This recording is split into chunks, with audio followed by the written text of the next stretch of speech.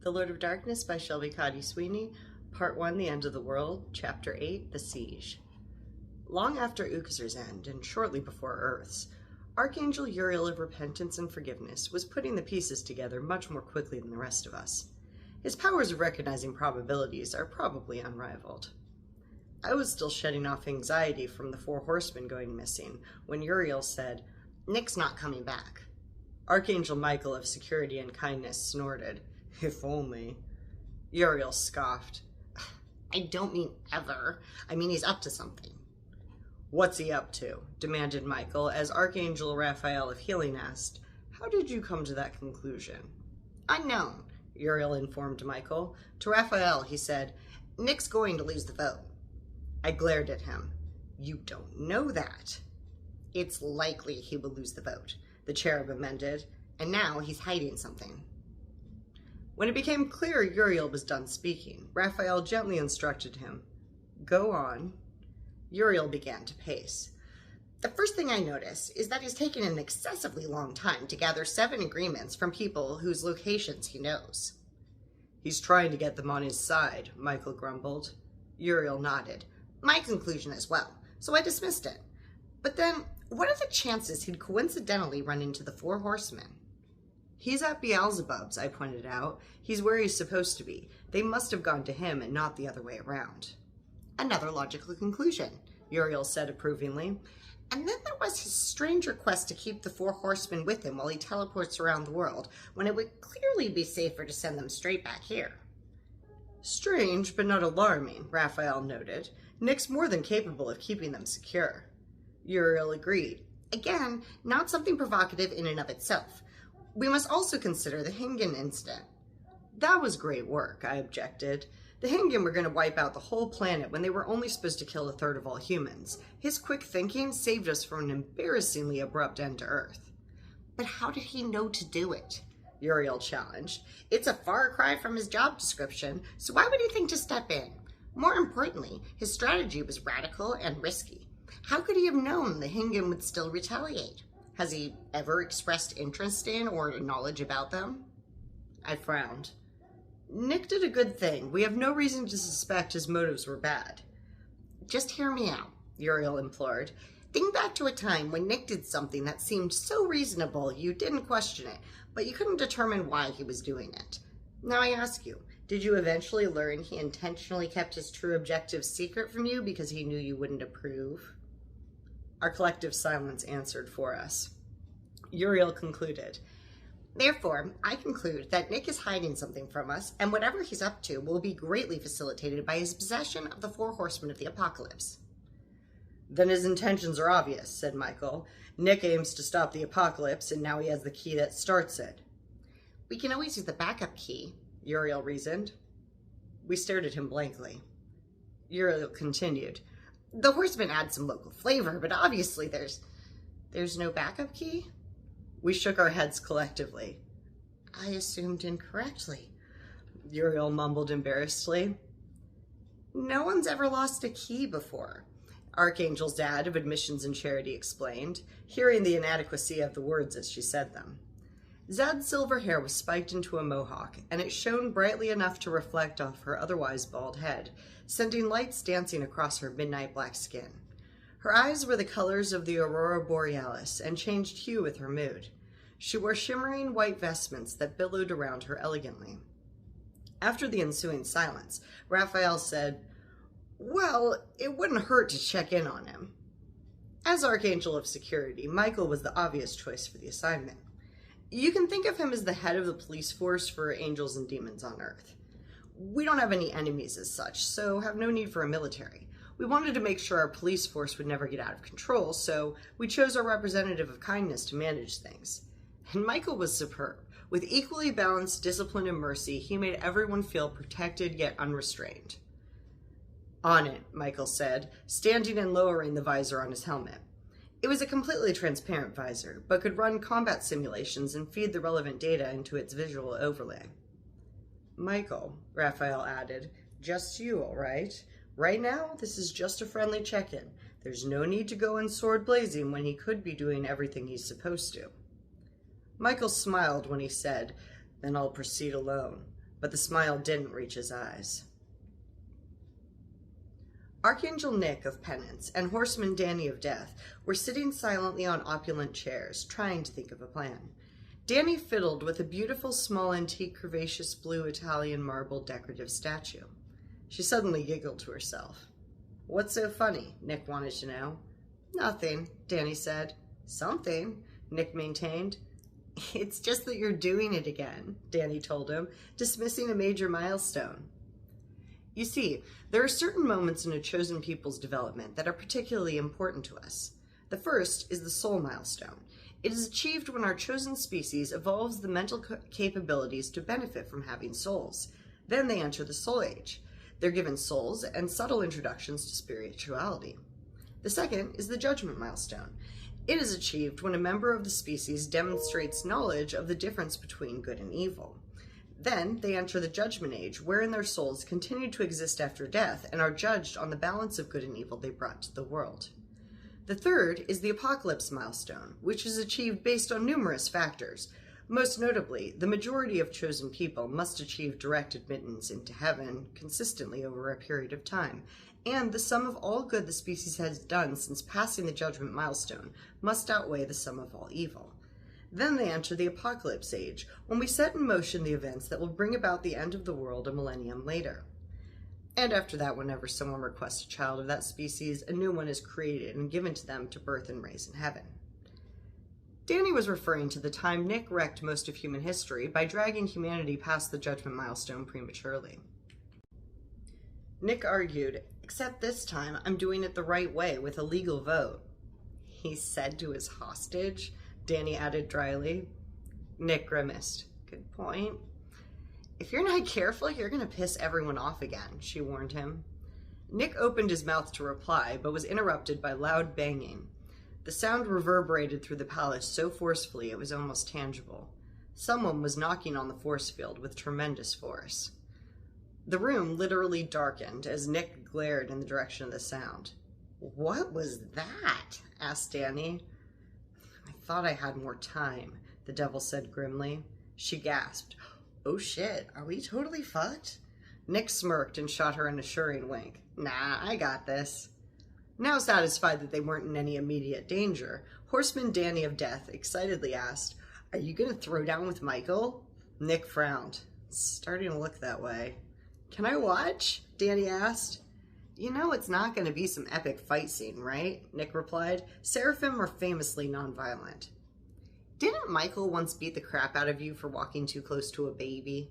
Danny reminded him. "Shut up," Nick retorted. "I didn't tell you that so you could throw it in my face. And no, technically it was for failing to cease and desist.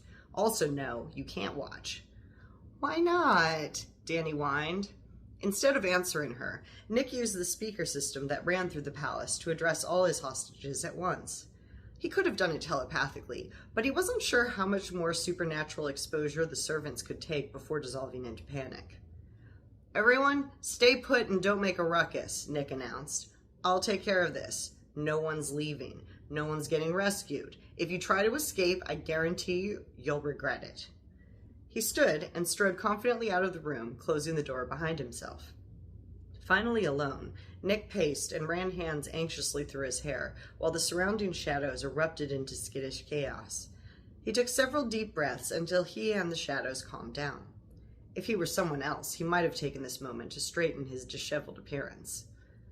Nick rolled into a saunter as he headed down the stairs into the front door where the knock had come from. He opened one side of the gigantic double doors and looked for all the world like he was pleasantly surprised to see Michael standing there in full armor. "If it isn't my old pal Michael! What brings you to these parts? Please, come in." Archangel Michael of Security and Kindness glowered at him. "Cut the crap. What are you up to?" "Who says I'm up to anything?" the devil retorted. "There's a force field around the palace," Michael shouted. Then his voice dropped to almost a whisper that was far more menacing than his shouts. "Tell me your plan, or I'll break through this force field and take it from you by force. You ruined this miserable world ages ago, and there's no chance I'll let it spin one day longer than it has to." "Good thing you maintain the moral high ground," Nick replied wryly. He waited until Michael was ready to shout again before saying, "You want to know my plan? This is it. Since you're here, Uriel must have realized the polls are trending against me. The vote was my real plan, so now I'm just stalling for time." "Time for what?" asked Michael. "For Earth," Nick said. "I want to buy Earth as much time as possible, so I'm holding the 4 horsemen of the apocalypse hostage. That's it." Michael scoffed. "That's the stupidest plan I've ever heard." Nick laughed. "I know. That's why I didn't mind telling you. Where are your minions, by the way?" "Raphael wants me to be discreet until I have evidence you're up to no good," Michael told him. "How thoughtful," Nick noted dryly. He smiled and added with mock levity, "Well, have a nice siege. May the best seraph win." Then he slammed the door closed. "Nick, come on," Michael shouted, angrily striking the force field with his sword. "I thought we're past all this. You really want back on the high security risk list? Because that's what'll happen if you don't open this door right now." Nick squeezed his eyes shut and took several deep, shuddering breaths. He told himself Michael's threat didn't scare him and forced his feet to walk away from the door. Nick's hostages were waiting for him at the top of the stairs. Beelzebub raised an emphatic eyebrow. "Ahem. Who was at the door, Nick?" Nick grimaced. They're on to me." "That was fast," Archdemon Beelzebub of Gluttony noted. "Pardon, but who's at the door?" asked Christopher, Horseman of Famine. "Archangel Michael of Security and Kindness," Nick told them. "Oh, goody," Beelzebub said with a gallon of sarcasm. Is a gallon a lot? It's hard to say, because basically what I'm getting at is that Beelzebub poured on more sarcasm than was necessary to make his point, because that's how he did everything. He really was a quintessential Archdemon of Gluttony. "He's still there?" asked the Horseman of War, Merrick. "Yeah," sighed Nick, running a hand through his hair. "He'll keep banging his flaming sword against my force field till he tires himself out. Then he'll storm off and come back with reinforcements. Hopefully." Beelzebub rolled his eyes. "Hopefully?" Horseman Danny of Death echoed apprehensively. Nick admitted, "He could break through the force field and charge in here at any moment." "How can you not know?" Horseman Kiara of Pestilence demanded. "I've been perfecting my force field for longer than you can conceive of," Nick explained. "Nothing gets through one this powerful, but there's nothing that sword can't cut, so we got no way of knowing." "What's there special about the sword?" the Horseman of War wondered. Archangel Michael's holy sword was forged dramatically in the twin fires of creation and destruction. Its sheath contains the opposing effects in a specialized pocket dimension, but when he draws it, the forces tear at each other in an existential stalemate, producing a searing plasma of excess energy that hovers along the edges of the blade like a flame, hence the name Flaming Sword. Nick said, "It's a real good sword." Michael's next blow to the force field shook the palace. Nick almost stumbled over, but Beelzebub caught his arm in time. "Thanks," Nick said, raising a shaking hand to his head. "Can I get some food?" The words were barely out of his mouth before one of the ubiquitous servants held a plate of steak in front of Nick, seeming equally prepared to hand him the plate or act as a table while he ate off it. Nick touched the steak with a shaky finger, instantly converting it to energy, which he absorbed and used to sustain the force field. The staff continued serving him a variety of food, which he consumed with a mere touch. Celestials can use energy from food just like you do, but it's unnecessary under normal circumstances, and we usually take the time to eat it properly. The force field ran off Nick's excess energy. It wouldn't normally take much to sustain it, but the flaming sword was taking its toll. "Michael's attack's draining me faster than I hoped," Nick admitted. He held up a hand to the serving staff and said, "Good for now. Come back in 15 minutes. "Anything we can do to help?" Danny offered. The other horsemen shot her exasperated looks. "Nah, I'm good," said Nick, flopping back onto a nearby couch. "I got through way harder sieges than this. I mean, look at this place. We got supplies for decades here." Meanwhile, the rest of Earth's archangels gathered in the beige void for the scheduled meeting, expecting the others to appear at any moment. After about an hour, we started to get restless. "What's taking so long?" whined Jophi, Archangel of Humility. No one answered. No one had to. "I have a somewhat radical proposal," Archangel Raphael of Healing announced softly, capturing the room's full attention. I propose that the five of us stay out of it and go about our business. For how long, I wondered. No longer than a month or two, Raphael suggested, but I think it's high time we give Michael and Nick the space to work out their issues. It was hard to disagree with that, so the decision was unanimous. We'd only intervene if the stalemate lasted longer than 30 days, or if Michael swallowed his pride and asked for reinforcements. The Earth completed its daily rotation without further incident. The next morning, Nick threw open the front door to taunt Michael as he hacked away at the unyielding force field. "Hey, buddy, how's it going?" asked the devil with mock pleasantness. Michael ignored him, continuing his rhythmic assault. "Beautiful morning," Nick continued brightly, taking a deep whiff of air. "Smell that fresh morning dew. You look like you're getting quite a workout. I'm feeling so well rested, I might go for a run to burn off some energy." Michael grunted, possibly as a pseudo-response, but more likely because the continuous exertion was starting to weigh on him. "You ought to keep it up, too," added Nick. "Rebuild some of that muscle you used to have." Michael let out a frustrated yell as his flaming sword collided with the force field again. Then he begrudgingly took a break. "What do you want, Nick?" "In general, or right now?" Nick asked. "Both!" Nick told him. "Right now I want to demoralize you by being incessantly cheerful and annoying." "Mission accomplished," Michael replied dryly. "And you know what I want in general." "No, Nick, I really don't," said Michael. "Not anymore. You were such a good friend, and a good angel. Maybe the best archangel of penance, barring God himself. But now you're all over the place, ever since... Why do you always bring her up when you're saying something mean?" Nick demanded. Michael retorted, "'Cause nothing but meanness stems from that undeveloped... Shadows erupted like a blazing inferno, engulfing them both in heatless dark flames. "There he is," Archangel Michael of Kindness and Security mocked. "There's the tempestuous devil I know and hate. Never did take much to break your composure." Nick willed the shadows and his temper to subside. "Speaking of breaking things, you're never going to break through this force field, you know." "Watch me," Michael retorted, raising his sword and swinging it at the force field again. As before, the barrier shook like thundering sheet metal, but didn't break. Nick shrugged, shot him a cheeky grin, and slammed the door in his face. Things largely continued in that manner for almost a month. Nick would try to demotivate Michael for a bit, then he'd close the door and all but collapse from the exertion. Next, he'd flop onto a couch and spend the rest of the day consuming large quantities of food and trying to convince the four horsemen to vote against the apocalypse. Horseman Merrick of War had no interest in any of Nick's moral or ethical arguments. He was a warrior in life and had spent his death anxiously awaiting a chance to fight again. He understood and consistently obeyed the rules of celestial society, but he never really embraced their spirit. The horseman of famine, Christopher, adamantly refused to listen to a single argument the devil made. He temporarily deafened himself during the sessions and patiently waited for Nick to give up.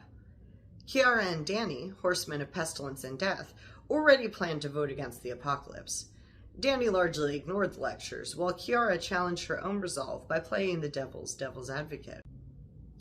On the 27th afternoon of the siege, Nick sat up suddenly with wide eyes and a disgruntled mouth. The horseman looked up curiously, and Christopher turned his hearing back on. "Problem?" asked Horseman of War Merrick. "Michael stopped attacking," Nick said grimly. "That's your goal, is it not?" asked Horseman Christopher of Famine. Nick ran a hand through his hair. "No, 'cause it means he's getting backup. He'll probably rope in Zad and Jofi, plus a bunch of guards." "May I speak candidly?" asked Archdemon Beelzebub of Gluttony. "Fine." "This was an incredibly ill-conceived plan," Beelzebub said candidly. "Yes, thank you, I'm aware," Nick replied. "Anything else?" Beelzebub nodded. "Yes. You stand to gain nothing from this endeavor and are risking an extraordinary amount. You have only half the voting humans on your side. Learning that should have made you give up, not double down on your controversial idea. No one asked you to do this. You're hurting yourself. You're hurting us. And do you know who else you're hurting?" "That's enough candor for now," Nick interrupted angrily. Beelzebub held his gaze formidably for a moment before withering under it. If you've ever had the misfortune of being on the wrong side of such a gaze, you'll feel as if the center of your soul has frozen while the outside has been lit aflame. I can't prove it, and he denied it, but I'm convinced Nick must have practiced in front of a mirror. Nick excused himself and teleported to his room.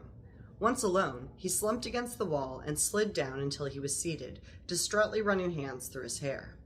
He put his hands together and silently prayed, God, I know you said I'm on the right path, but I could really use a sign right about now. Is this one of those mysterious things you trained me for? My plan's stupid, it's failing, and it's self-destructive. Please tell me if I'm doing the right thing.